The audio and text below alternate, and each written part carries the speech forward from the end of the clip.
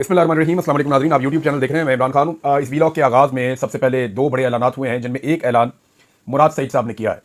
मुराद सईद देखें, इमरान खान साहब के जो बहुत करीबी साथी हैं, जो बहुत वफादार लोग हैं, उनमें एक मुराद सईद है। बल्कि नौजवान की आदत में उन्हें नंबर 1 समझा जाता है। और इमरान खान के बाद जो शख्स इमरान खान के नज़रिए पर सबसे ज़्यादा डट कर मजबूती के साथ खड़ा हुआ, वो मुराद सईद है।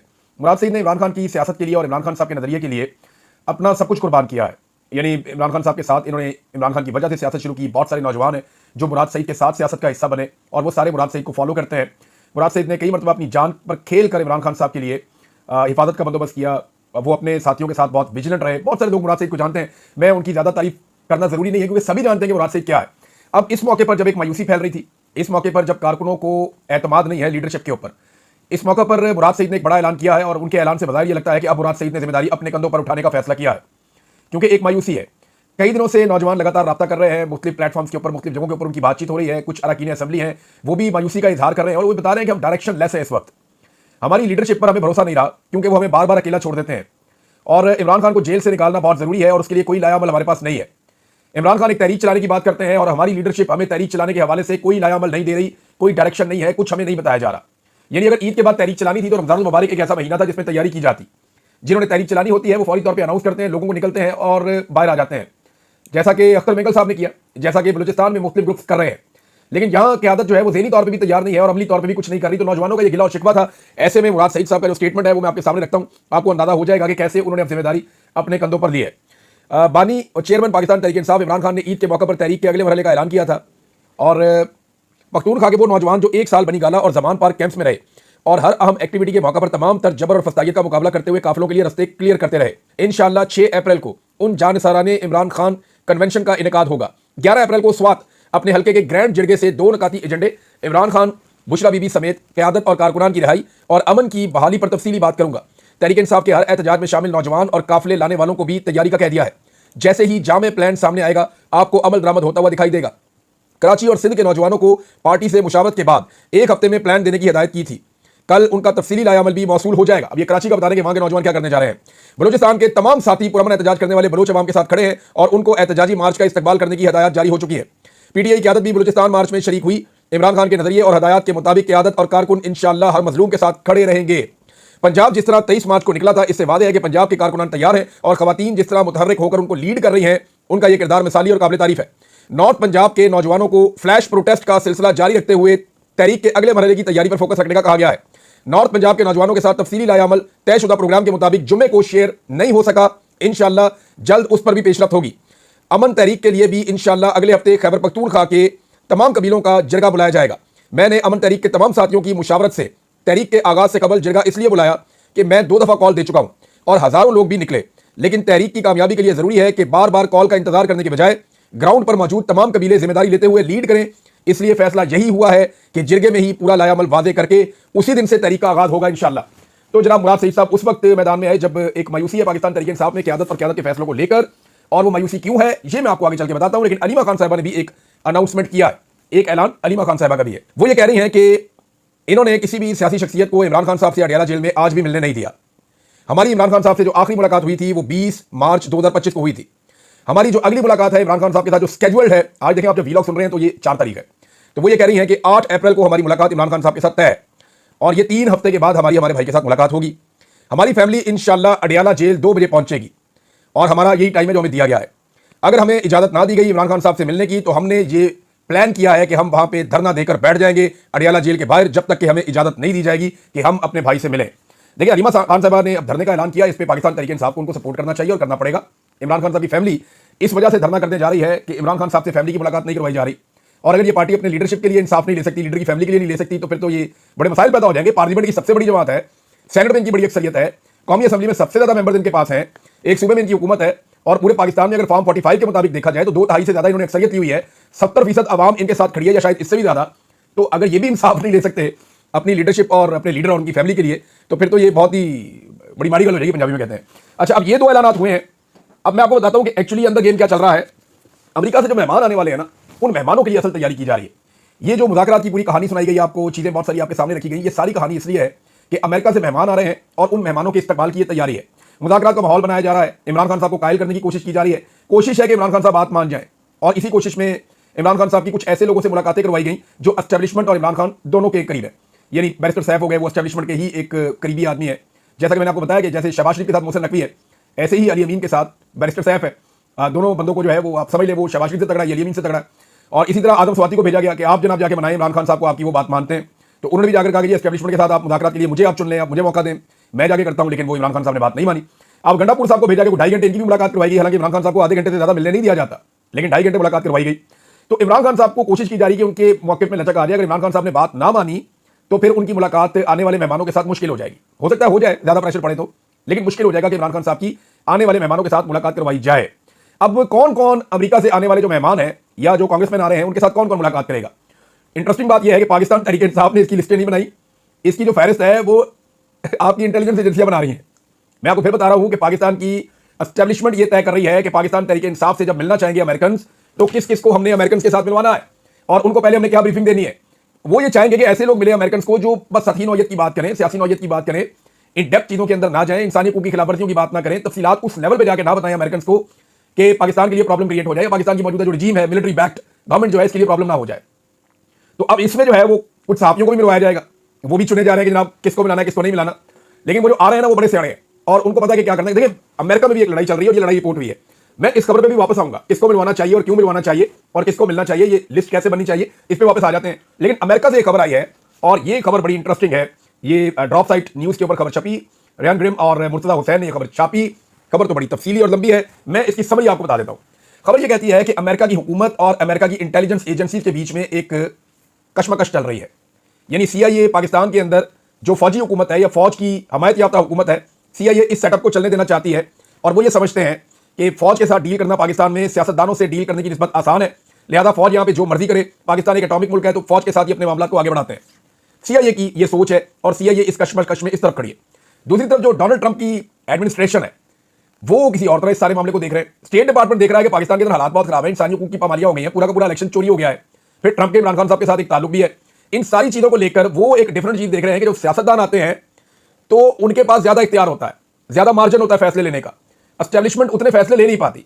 उन्हें लगता है कि सियासतदानों ने हमेशा भारत के साथ ताल्लुकात भी बेहतर किए हैं, जबकि फौजी हुकूमतों ने ये ताल्लुकात बेहतर नहीं खराब किए हैं। और उन्हें यह भी लगता है कि इंडिया के ऊपर जब पाकिस्तान का प्रेशर कम हो जाएगा तो इससे इंडिया को चाइना के खिलाफ ज्यादा इस्तेमाल किया जा सकेगा। बड़ा तफसीलात थी उसके अंदर, लेकिन उन्होंने जो लुब्बे लुबाब समझी है वो ये है कि अमेरिका में भी एक कशमकश चल रही है कि पाकिस्तान में अमेरिका क्या फैसला करे कि जो फौजी हमायत याफ्ता हुकूमत है उसको सपोर्ट किया जाए या पाकिस्तान में जमहूरियत को सपोर्ट किया जाए। अब इसमें दो राय है, एक राय डोनाल्ड ट्रंप और उनकी हुकूमत की है, दूसरी CIA की है। अब आ जाए वापस, CIA आपको पता है अमेरिका की एम्बेसियों को भी कंट्रोल करता है दुनिया भर में। तो वो अब ये तय करेंगे कि कौन से सहाफी मिले वहां पे, जो अमेरिकन मेहमान हैं उनके साथ कौन से सियासतदान मिले। तो वो कोशिश करेंगे कि वही लोग मिले जिनके मिलने से पाकिस्तान में मिलिट्री एस्टेब्लिशमेंट को किसी किस्म का डैमेज ना हो। लेकिन पाकिस्तान तहरीक इंसाफ के बाद ये एक मौका है और जितने इस्लामाबाद में बड़े सहाफी हैं उन्हें चाहिए कि वो मिले और मिलने की कोशिश करें और खुलकर हकायक बयान करें, ना कि उन सहाफियों को जो टाउट्स हैं, जो हुकूमत का ही नुक्ता नजर बयान करते हैं या जो सिर्फ और सिर्फ एस्टेब्लिशमेंट का ही नुक्ता नजर बयान करेंगे। उनको मिलवाने से बेहतर है कि ऐसे आजाद सहाफियों को मिलवाया जाए जैसे कि मदर अब्बास साहब हैं। उनको अगर मुलाकात करवाई जाए तो वो बहुत सारे हकायक बता सकते हैं। मुबशर जैदी साहब हैं, शायद पाकिस्तान में नहीं है, और बहुत सारे सहाफी हैं जिनको आप ये कह सकते हैं कि जो किसी की भी साइड नहीं लेंगे, वो आकर ह्यूमन राइट्स की बात करेंगे और हकायक वो बताएंगे। इस वक्त हामिद मीर साहब जो है वो बहुत खुल के सच बोल रहे हैं, उनको मुलाकात करवाई जा सकती है। काशिफ अब्बासी साहब की मुलाकात करवाई जा सकती है। और भी सहाफी हैं जिनकी मैं सबका नाम नहीं ले सकता यहाँ पे, लेकिन बहुत सारे ऐसे नाम हैं जिनकी मुलाकात हो सकती है। अब पाकिस्तान तहरीक इंसाफ को किसकी मुलाकात करवानी चाहिए? देखिए मेरे ख्याल में, मेरे ज़हन में तो दो ऐसे लोग आते हैं जो तमाम हकायक सामने रखने की जरूरत भी रखते हैं और वो ये कर भी देंगे। एक डॉक्टर आरिफ अलवी, उनकी मुलाकात होनी चाहिए अगर वो दस्तयाब है तो, और दूसरा अलीमा खान साहबा। ये दो ऐसे लोग हैं जिनको जरूर मिलवाना चाहिए। इनकी कैपेसिटी भी है, ये उन्हें हैंडल भी कर सकते हैं, ये उनके सामने हकायक भी रख सकते हैं और ये बड़ी जुर्रत के साथ अपना पूरा पॉइंट ऑफ व्यू भी बयान कर सकते हैं।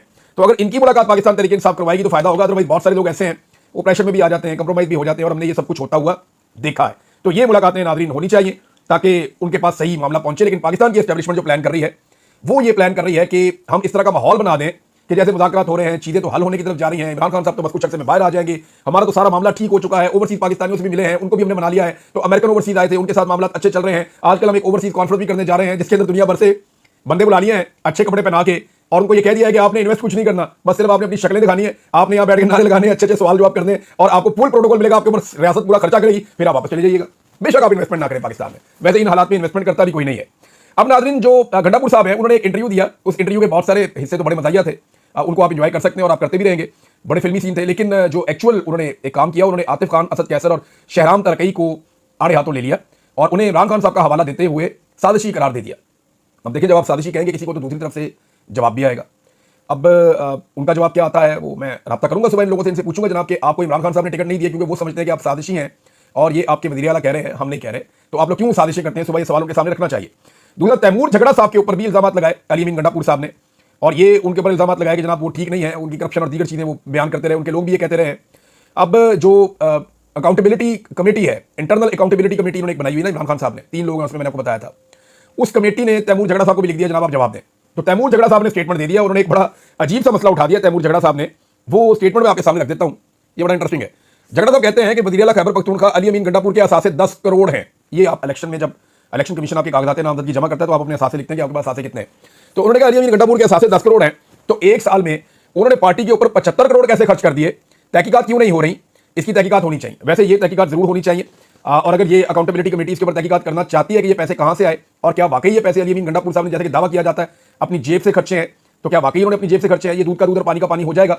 मैं आपको कुछ ऐसे सोर्सेज बता सकता हूं जो आपकी मदद कर सकते हैं। अकाउंटेबिलिटी कमेटी के मेंबर अगर ये बात सुन रहे हैं तो मैं उन्हें उन लोगों तक पहुंचा सकता हूं, अगर उनके नाम सीगाए राज में रखे जाएं तो मैं उन लोगों तक पहुंचा सकता हूं जो आपको बताएंगे कि कितना कितना पैसा कहां कहां से इकट्ठा होकर कहां पहुंचा, अगर नाम सीगाए राज में रखे जाए। क्योंकि देखें, उनके नाम सामने आएंगे, इस वक्त मिलिट्री एस्टेब्लिशमेंट भी उनके पीछे पड़ जाएगी, फेडरल गवर्नमेंट भी उनके पीछे पड़ जाएगी, सूबाई हुकूमत भी उनके पीछे पड़ जाएगी, तो उनकी बेचारों की जान अजाब में आ जाएगी। लिहाजा अगर आप सीगाए राज में रखें तो मैं कुछ लिंक आपको दे सकता हूं जिससे आपको मदद मिल सकती है। नाज़रीन, 5वीं खबर जो है वो पेट्रोल और बिजली की कीमतों में हवाले से। अभी शहबाज शरीफ साहब ने IMF से कर्जा लिया, मुल्क पूरा का पूरा डूबा हुआ है, कर्जे रोल ओवर करवाए हमने $20 अरब के तकरीबन, और $10 अरब हमारे खजाने में पड़ा हुआ है। इमरान खान साहब के दौर में कर्जे भी इतने नहीं थे, इमरान खान साहब के दौर में IMF की ऐसी शराइत भी नहीं थी, इमरान खान साहब के दौर में महंगाई भी इससे ज्यादा कम थी, हालात बेहतर भी थे और आपके खजाने के अंदर पैसा भी पड़ा हुआ था। उस वक्त इमरान खान साहब ने छोटा सा रिलीफ दिया था ना, तो पाकिस्तान में मीडिया के दानिश्वर और बहुत सारी ये सियासी जमातें इन्होंने मातम शुरू कर दिया था कि इमरान खान ने रिलीफ दे दिया, बहुत बड़ा अजाब मुसल्लत कर दिया, क्यों पेट्रोल सस्ता किया, क्यों बिजली का यूनिट सस्ता किया, ये आम आदमी को रिलीफ नहीं है, ये पाकिस्तान की माशी बहुत है, ये बातें की गई थी। आज आप उन सारों को सुने, वो शहबाज शरीफ को शाबाशी दे रहे हैं, हालांकि खजाना भी आपका पहले से कम है, ये पहले की निस्बत तो खाली है। आपके जो IMF की शराइत है वो भी ज्यादा सख्त है, आपकी इकोनॉमी भी बर्बाद है, आपकी महंगाई कहां से कहां पहुंच गई है, और आपके रेवेन्यू के कोई टारगेट भी पूरे नहीं हो रहे। इमरान खान के दौर में टारगेट से बढ़ के पैसा आ रहा था, अब तो टारगेट भी पूरे नहीं हो रहे, फिर ये कैसे कर सकते हैं? लेकिन वही सारे लोग मुनाफिकत करते हुए आज तारीफ कर रहे हैं। एक दौर था वो वाला पीका जो है वो हराम था, जो इमरान खान साहब के दौर में कानून लाने की बात हुई। आज वाला जो पीका है इसके ऊपर फजाइल सुनाए जा रहे हैं कि ये हलाल पीका है, ये बिल्कुल ठीक काम कर रहा है। तो मैं हैरान हो जाता हूं कि पाकिस्तान का मीडिया करता क्या है, ये ऐसी मुनाफिकत आप लोग कैसे कर सकते हैं? सियासतदान भी यही करते हैं, मीडिया भी यही करता है, बड़ी बदकिस्मती है पाकिस्तान की। अब नाज़रीन, इसमें जो पेट्रोल और बिजली की कीमतों पे एक मौके पाकिस्तान तहरीक इंसाफ का है, वो कह रहे हैं 2024 में भी मौजूदा हीरो ने बिजली और पेट्रोल समेत सब कुछ महंगा कर दिया था। पेट्रोल 150 रुपए फी लीटर से बढ़ाकर 300 रुपए तक लेकर गए, फिर 30 रुपए सस्ता कर दिया। अब 30 रुपए सस्ता करने के बावजूद हकीकत में वो 110 रुपए महंगा ही हुआ है, जबकि आलमी मार्केट में पेट्रोल की कीमत इस वक्त 40% से जायद कम हो चुकी है, यानी आधी के करीब कीमत हो गई है आलमी मंडी में। अच्छा, अप्रैल 2022 में खाम तेल की कीमत $117 फी बैरल थी। अब आलमी मार्केट में खाम तेल की कीमत 3 साल की कम तरीन सतह पर यानी $68.85 फी बैरल पे है। यही काम बिजली की कीमतों के साथ किया गया, यानी वहां पर भी यही किया गया। पहले बिजली की कीमत को 16-17 रुपए से उठा के ले गए 50 से 70 रुपए के बीच में, अब नीचे लेकर आ गए। लेकिन नीचे कितना लेकर आए? 6 रुपए 7 रुपए। भाई, आप जब टीका लगाते हैं तो लगाते हैं 35-40 रुपए का, और जब आप कम करते हैं तो आप 6-7 रुपए करके आप पूरे अखबार में इश्तिहारात लगा देते हैं। यानी अब अरबों रुपए के, करोड़ों रुपए के इश्तिहारात भी दिए जाएंगे मीडिया को कि जनाब हमने आवाम के ऊपर एहसान अजीम कर दिया, ये इश्तिहार छापो, अब हमारी शक्लें लगा के, हमारे मुंह लगाओ इश्तिहारों के ऊपर, टीवियों के ऊपर, हर जगह के ऊपर जो है वो अखबारात में हमारी शक्लें जिनसे लोग चिढ़ते हैं वो पूरी दुनिया को दिखाओ। चले, मर्जी है इनकी, लेकिन अवाम इनकी दुर्गत बनाएगी जब ये अवाम के बीच में जाएंगे, क्योंकि इन्होंने जो वादे किए सारे वादे इन्होंने जो है वो एक भी वफा नहीं किया, सारे वादे इन्होंने तोड़े। अब नाज़रीन, कमजोर तरीन पासपोर्टों की फहरिस्त आई है 199 ममालिक की। पाकिस्तान माशाल्लाह से 195 नंबर पर पहुंच गया है, और सिर्फ इराक, यमन, अफगानिस्तान और एरिटेरिया ये वो मुल्क हैं जिनके पासपोर्ट पाकिस्तान से बदतरीन है। Sri Lanka, Nepal, Bhutan, Bharat, Bosnia, Burma, Korea, Kenya, Nigeria, Ethiopia, शाम, मिस्र, ईरान और पूरा central Asia, Vietnam, Somalia, Libya, इन सबके पासपोर्ट हमसे बेहतर है। ये वो मुल्क है, फलस्तीन का पासपोर्ट भी हमसे बेहतर है। ये वो मालिक है जिनकी मिसालें हमें आर्मी चीफ देते हैं, जिनकी मिसालें हमें उलमा इकराम देते हैं कि खुदा ना खास्ता हम वो बन जाएंगे। देखिए, हम उनसे भी बुरी हालत में पहुंच गए, हमारा पासपोर्ट कहां पहुंच गया है। ये नोमैड कैपिटलिस्ट की 2025 की फहरिस्त है, और इन्होंने ये तफसीलात जारी की हैं। 5 बड़े जबरदस्त इनके क्राइटेरिया हैं जिनकी बुनियाद के ऊपर ये तय करते हैं। बहरहाल, पाकिस्तान जो है वो दुनिया में टॉप 5 बदतरीन पासपोर्ट की फहरिस्त के अंदर आ गया है। नाज़रीन, ईद का सीजन भी ताजरों का मायूस कन रहा है। एक खबर मैं अभी पढ़ रहा था, उसके मुताबिक गुज़िश्ता साल की निस्बत 25 से 30% तक कम खरीदारी हुई है। लोगों के पास पैसे नहीं है खरीदने के लिए नए कपड़े, नए जूते, नया सामान, ईद के ऊपर चीजें, तो खरीदारी कम हुई है और उसकी वजह से ताजरों को वो फायदा नहीं हुआ। तो मायूस कुन ईद का सीजन गुजरा है ताजरों का। नाज़रीन, महमूद खान अचकज़ई साहब ने एक बड़ा ज़बरदस्त ऐलान किया है और बड़ी ज़बरदस्त बात की है उन्होंने, और इनका बड़ा कामयाब शो हुआ बलूचिस्तान में, पशीन में बड़ा तगड़ा जलसा हुआ है। पाकिस्तान तहरीक इंसाफ ने बड़ी तादाद में वहाँ शिरकत की है। तहरीक इंसाफ बलूचिस्तान में बहुत एक्टिव है और अब ये दिखाई दे रहा है कि ये अगर अगले बलूचिस्तान के इलेक्शन में एस्टैब्लिशमेंट ने पहले की तरह अपना गंदा खेल ना खेला तो पूरे बलूचिस्तान से तहरीक इंसाफ और उनका इत्तेहाद जो है वो क्लीन स्वीप कर जाएगा और पूरे बलूचिस्तान में वो इलेक्शन जीत कर एक अवामी हुकूमत बना देंगे। और अगर आप ये होने देना तो बलूचिस्तान में दहशतगर्दी भी आहिस्ता आहिस्ता खत्म हो जाएगी। अब अचकज़ई साहब कहते हैं कि एस्टैब्लिशमेंट से बातचीत होनी चाहिए, मगर बातचीत इस मौजू पर होनी चाहिए कि वो बैरकों में वापस कब और कैसे जाएंगे। देखिए, यही सोल्यूशन है पाकिस्तान का कि सब अपना अपना काम करें। जिसका जो काम है, किसान अपना काम करे, ताजिर अपना काम करे, मिलें चलाने वाले लोग अपना काम करें, कारखाने चलाने वाले लोग अपना काम करें, इंजीनियर्स अपना काम करें, सड़कें बनाने वाले अपना काम करें, बैंक चलाने वाले अपना काम करें, रियल स्टेट वाले अपना काम करें, सहाफ़ी अपना काम करें, वकील अपना काम करें, अदालतें अपना काम करें, पार्लियामेंट अपना काम करे, ब्यूरोक्रेट अपना काम करें, पुलिस अपना काम करे और फौज सिर्फ अपने काम से काम रखे। आप यकीन करें, अगर इन कामों के अंदर मुदाखलत बंद हो जाए तो पाकिस्तान के जो 70 साल से मसाइल हैं वो मसाइल बतदरीज कम होना शुरू हो जाएंगे। अब तक इतना ही, अपना ख्याल रखिएगा, अपने चैनल का भी। अल्लाह हाफिज़।